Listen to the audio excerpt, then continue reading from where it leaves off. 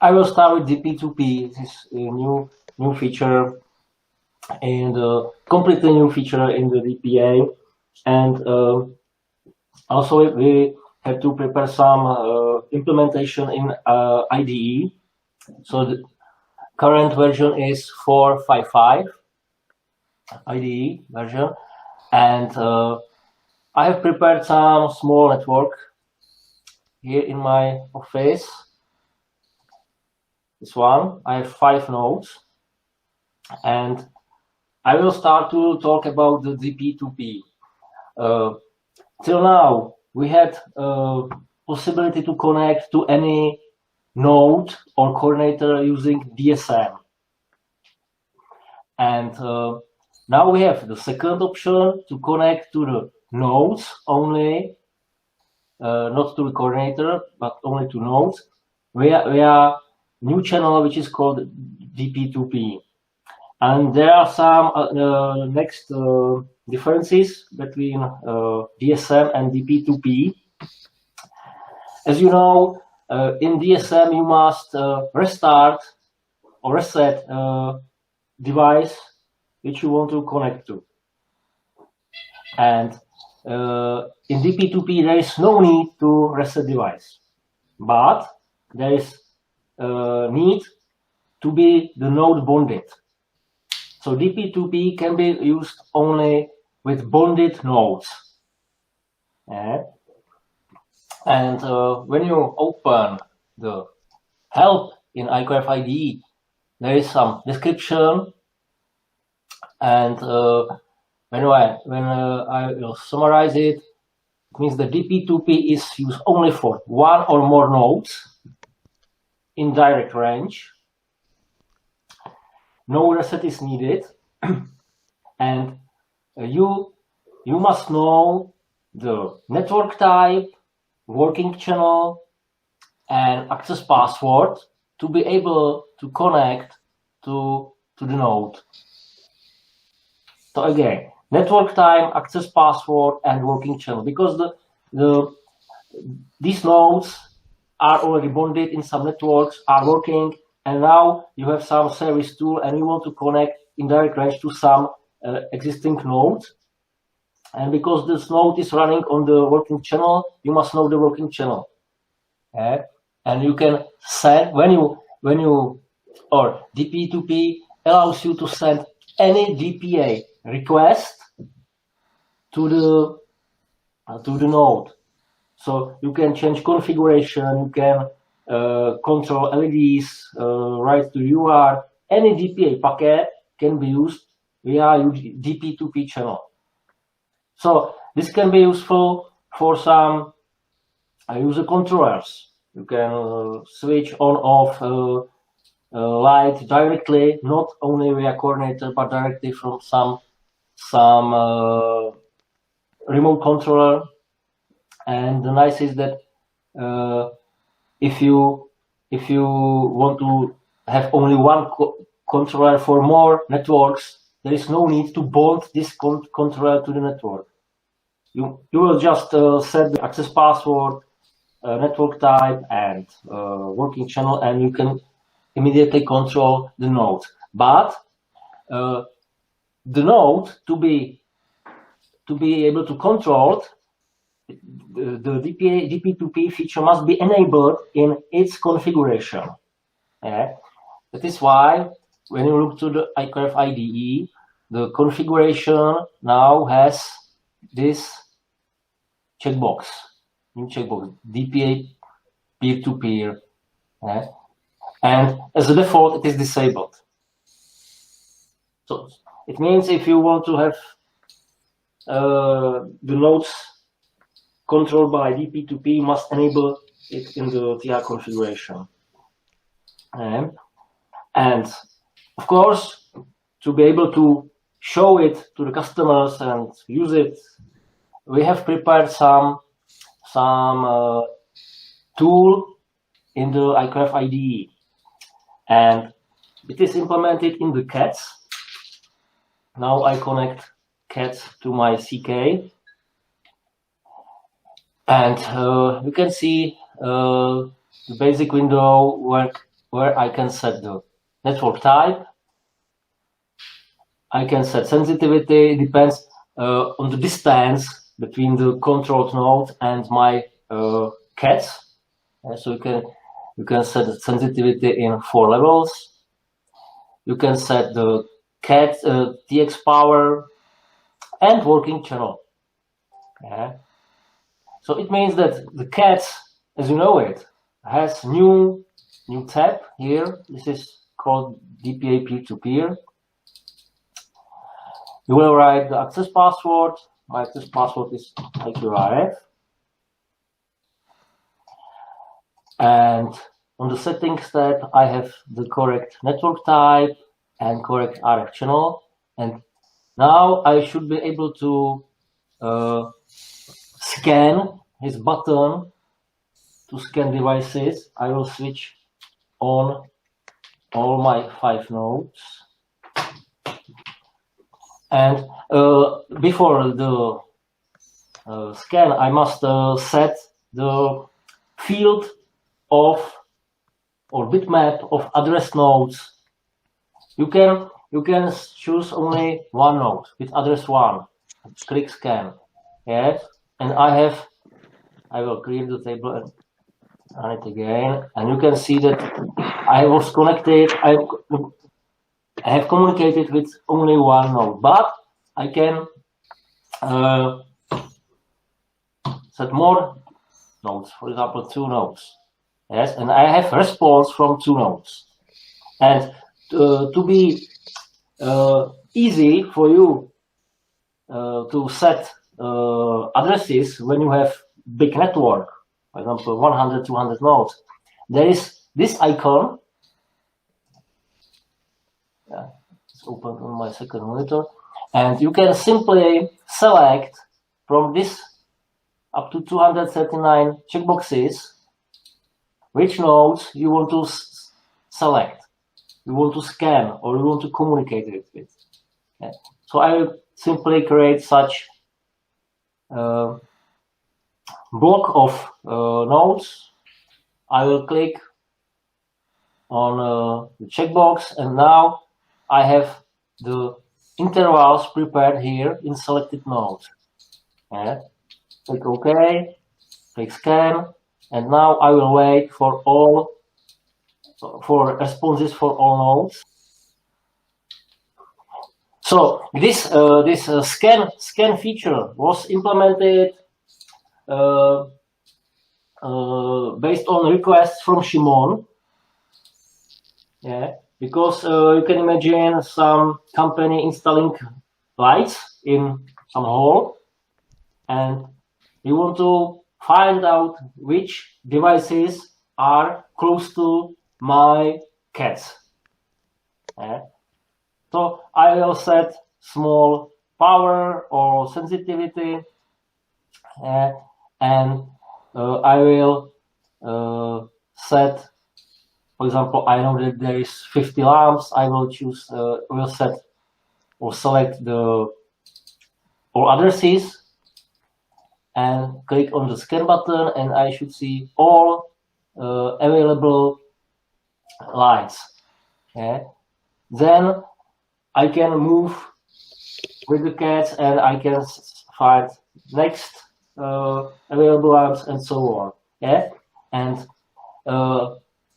in the next version of IDE, there will be implemented new window with device info, similarly like in DPA service mode.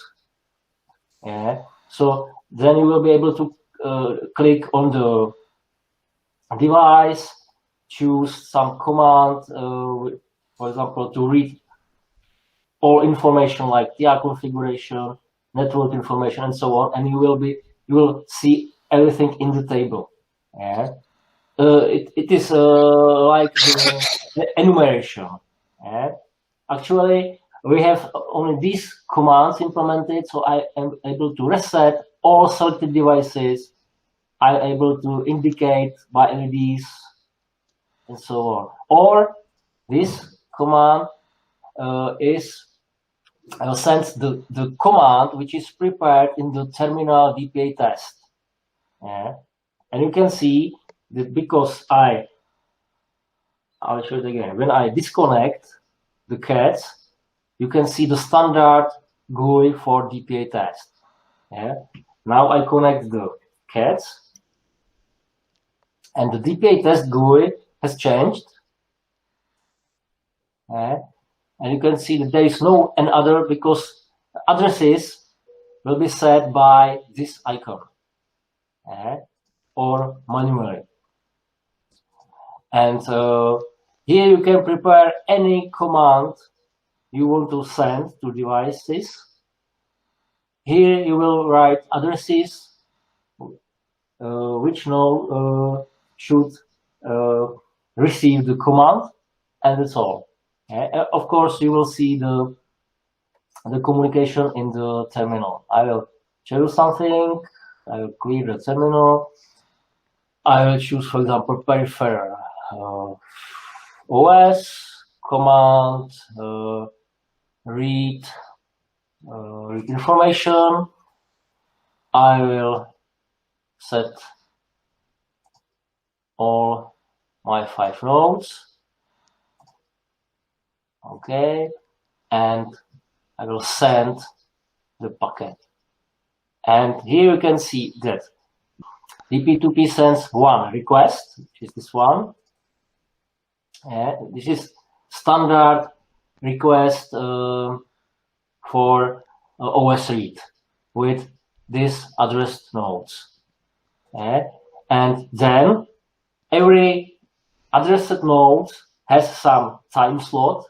We call it as a response handshake time, because this is not only response from the node, there is some invite, confirm, and response. It is described in details in the DPA communication, but for you as well, salespeople, I think this is too detailed.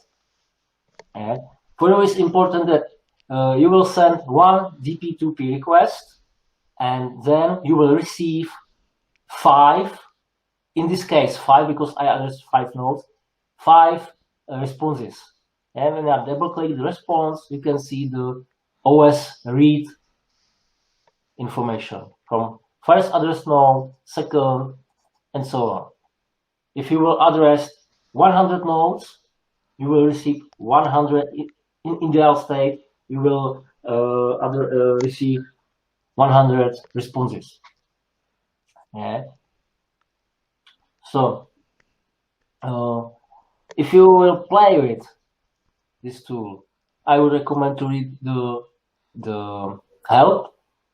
The simplest way how to open it is to go to the cats, take this question mark, click, and you will see the help.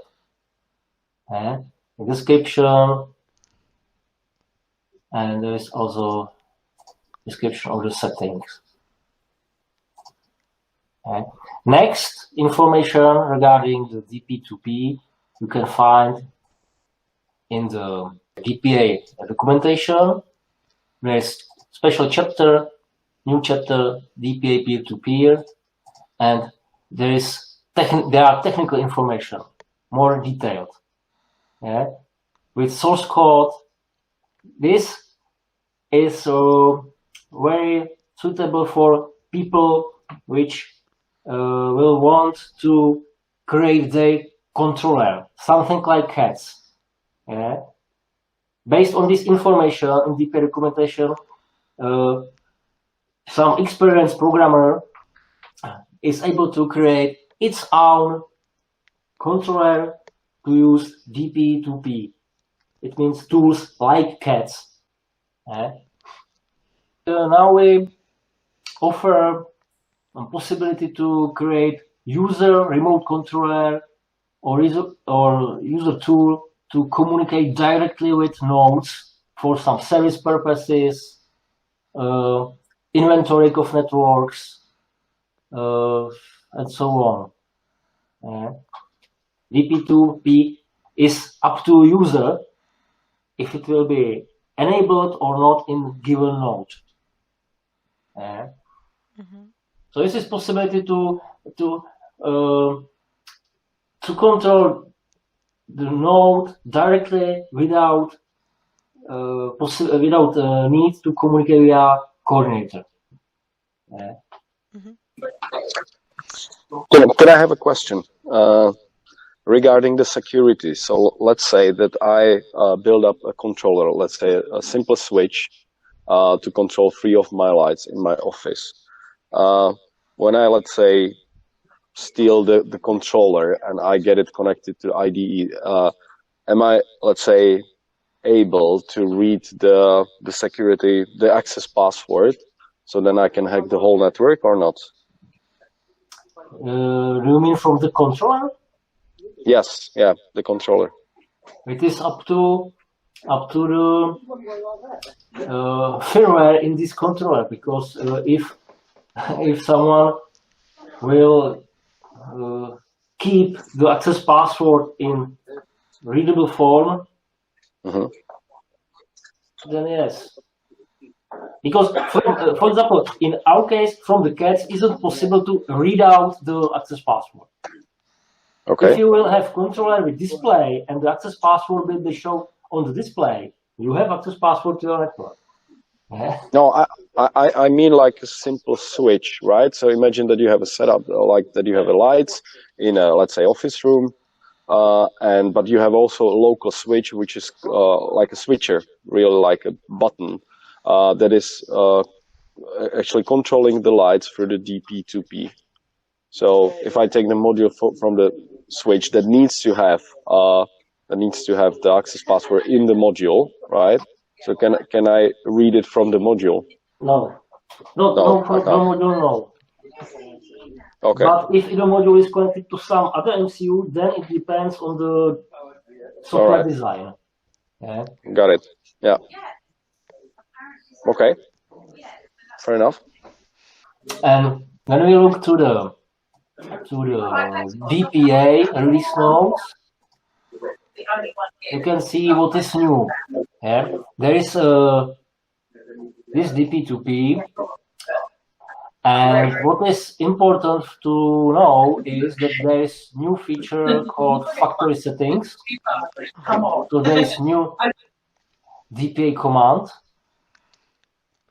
to set factory settings in the node. In the node only, yeah? Because factory settings cannot be done on the coordinator, only on the node. And when you call this command, the automatically output power will be set to maximum, RF signal filter will be set to 5, which is default recommended value, access password will be cleared, and the node will be unbounded. These 4 steps will be done when you call factory settings on the node. It is very useful if you will get from somebody a device, for example, Netio socket, and you don't know what is inside. You don't know access password. You don't know nothing. So, and you want to bond it to your network. So the simplest way will be to run the factory settings, and it depends on the implementation of given device how it will be implemented. Yeah, if there will be button like on the DK EVA or Proton access button, I don't know which other devices. We have possibility also not to call only this command, but you can do it also with the button. So there is a chapter device startup button and LED indication, and on the node, on the bonded node, you have possibility to call the factory settings by button. And here's the indication and description how to do it. Yeah. You will press and reset device, press button, reset device, and wait until the green LED is off, and you have 5 seconds to release button, and you will see 1 second red LED indication, and that the factory settings was called. This is on bonded node, and on bonded node it is the same. So this is important chapter if you will need to explain to someone how to do it. So button handling and then indication, bonded node, unbonded node. You know that when you press button and reset device, you can unbond it. This is unbonding if you will release the button after first LED, green LED indication. This is standard unbonding, as you know it now. But if you will keep the button pressed, there will be a second green indication, and you have again half of seconds to release button, and you will see red indication. I think it is clearly described here. Yeah, I think the question is, like, if the, let's say, Protronics or NetIO, they want to have it like in their device, like functioning or working. So if they need to implement some kind of extra custom handler code, or if this is like by default, if you upgrade just to 4.1, the DPA, then you've got it there immediately. Immediately, because this is implemented in DPA directly in the plugin. So if you will upgrade your modules to last DPA version, you can play with it immediately on the DK eval with button. Okay, we'll do it. Yeah. So if the Protonix or NetIO use default button behavior, they will upgrade DPA and they have possibility to call the factory settings. If device hasn't button, they can implement it in handler. They can locally, or for example, shaking of device, they can call the new command,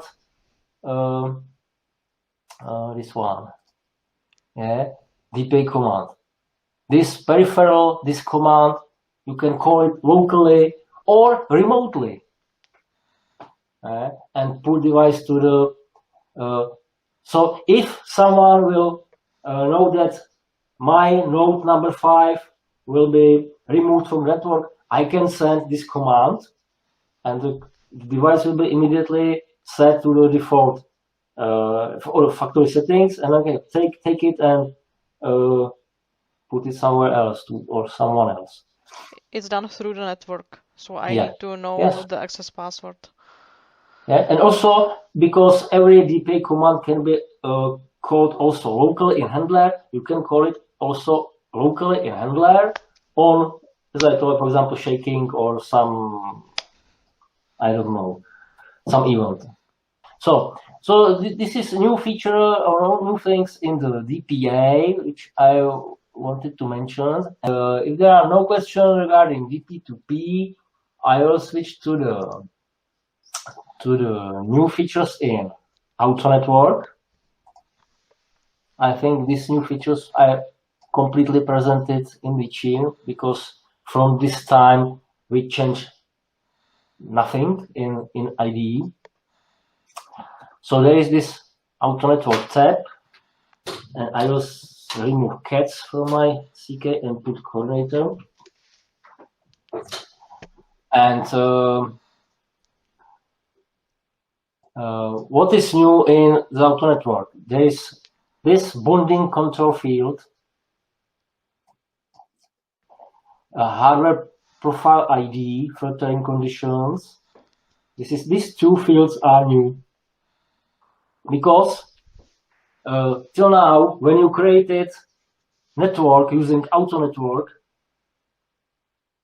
you didn't know who is who, which node has which address. And now you have possibility to prepare a file, text file. I will again use this question mark. I click here, and here you can find the mitlist file format. So simply on every line of the file you will write the MID and address, separated by this I don't know if it's colon or semicolon, I don't know how to say it in English. But the address isn't mandatory. Only the MID is mandatory. And the IDE will take this file and go through and will assign addresses according to given MID. So if IDE will find this, MID will assign number 1, and so on. If there will be no address specified, the IDE will assign the first free not reserved address. You can also add some other your commands, mynode1, mynode3, and so on, but IDE doesn't work with this information. IDE works only with MID and address. So such user nodes can be useful, I know, as some metadata. For example, this is my temperature meter, this is my humidity meter, and so on. So you can have description of your network in advance. And then, for example, I will show you my file. This is MIT list, this one. This is my network, because I use for years still the same 10 modules, and every time I run the auto network, I got different addresses to different modules. Now I have always exactly the addresses on given nodes as I want to have. So this is my file, just MID and address. I will browse it and put it here. So I have now my auto network process will be controlled using this external source file. And I can also enable or disable the mid filtering. It means if it is checked, so it means that mid filtering is enabled, it means that to the network will be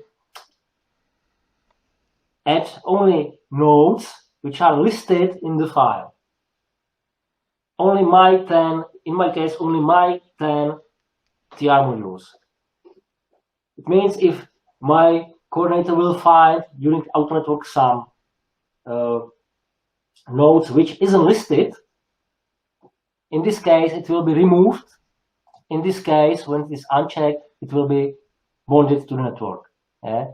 So for example, if you will have, for example, a network with 100 lamps, and your need is to assign exact address only to 10 of the nodes, you will prepare a file with 10 nodes, uncheck mid filtering, and you will know that all 100 nodes will be bonded, but these 10 nodes will get exact address you want to have.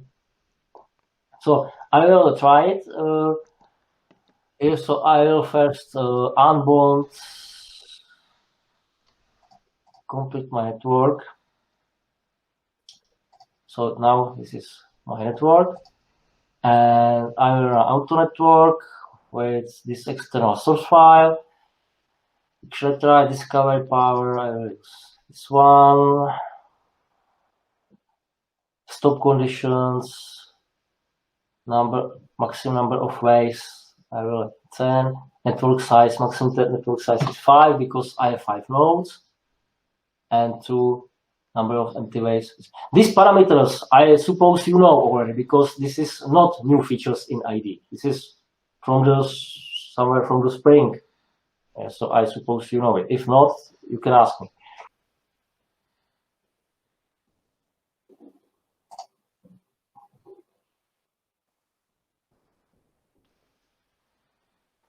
No, it looks now it runs.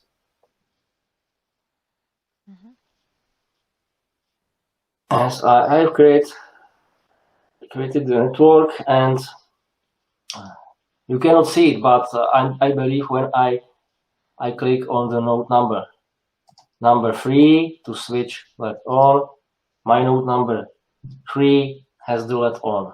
So, but I suppose you know it because this is old feature.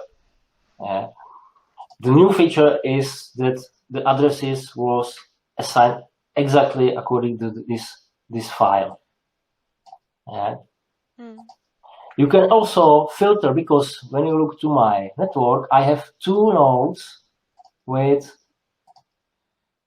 different hardware profile ID. So let's say I want to create network only with these nodes with hardware profile ID 0802. So I will write it here in my filter, and I have to unbound my network, and now I will try to create network with this hardware profile ID filtering, and I suppose that the result should be that only 2 nodes will be added to the network.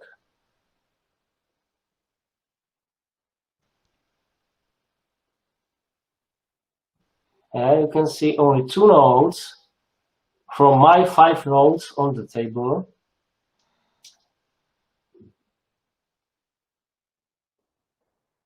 So only these 2 nodes are, and the process will finish after 2 empty waves, because it is my stop condition, 2 empty waves.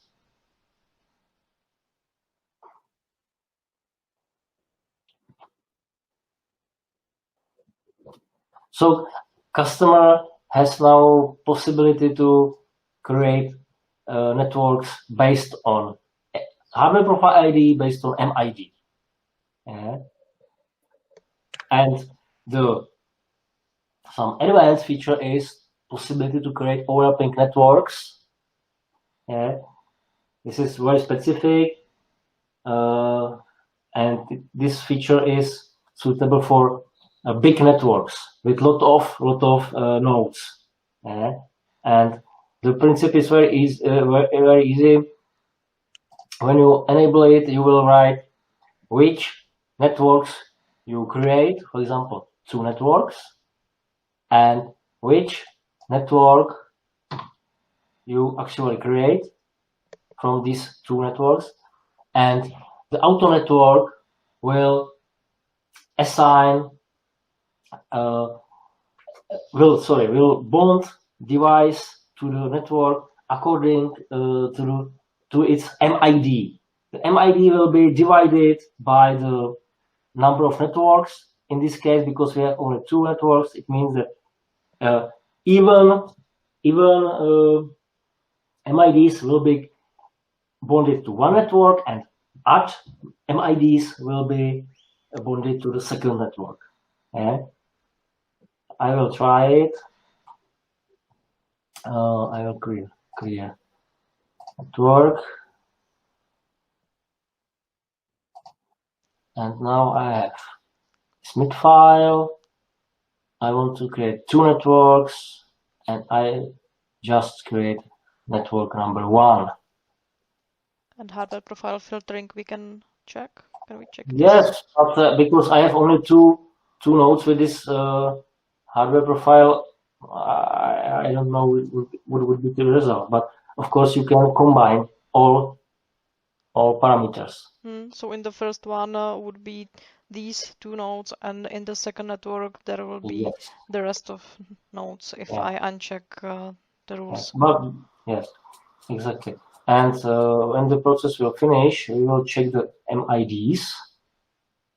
Now we must wait for the 2 empty waves. Now process finished, and when we display the MID, you can see we have even MIDs. Yes. So when I will take second coordinator or second gateway connect to the IDE and create auto network with as a second network. The nodes bonded to network will have add MID.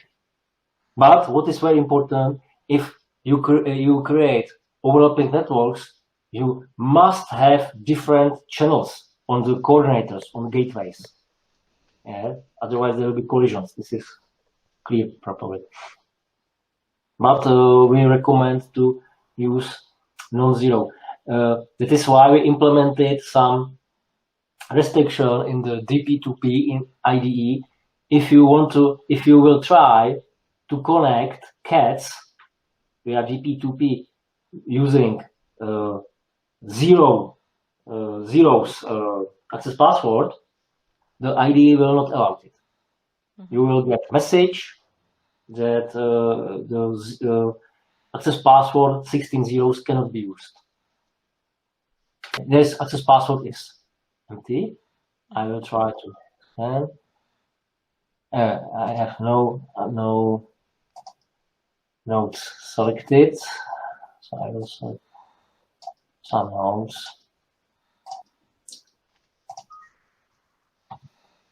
DP2P cannot be used because the access password is default. Okay? Please set non-zero access password. So customer is informed about this.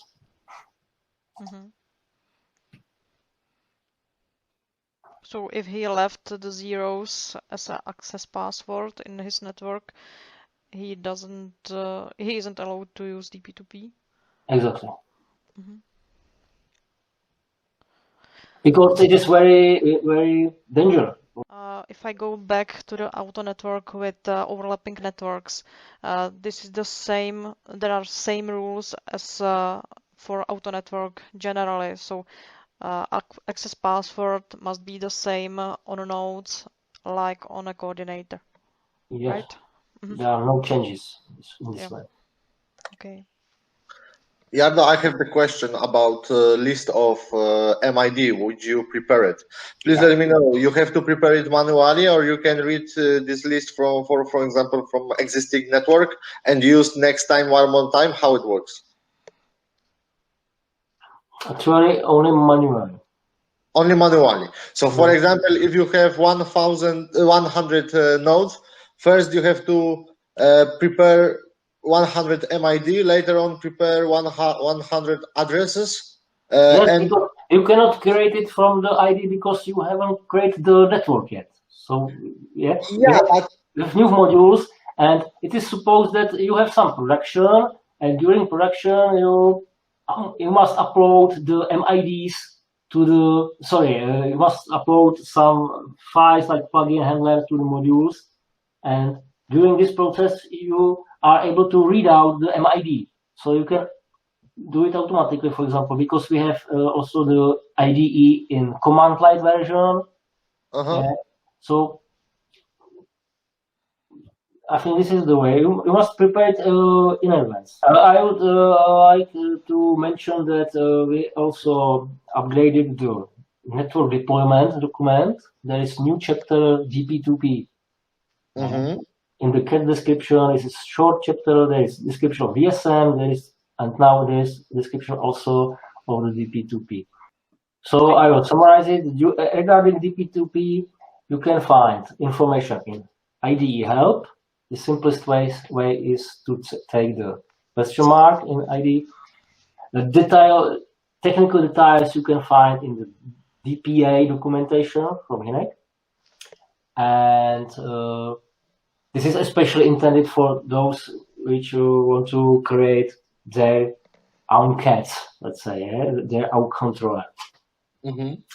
And also in the network deployment document there is chapter, but frankly speaking, it is a copy paste from the help. Yeah. And what is also new that we have IDE help and release notes already online. Okay. Cool. That was great. Thanks. Okay, so bye. Thanks a lot for arranging it.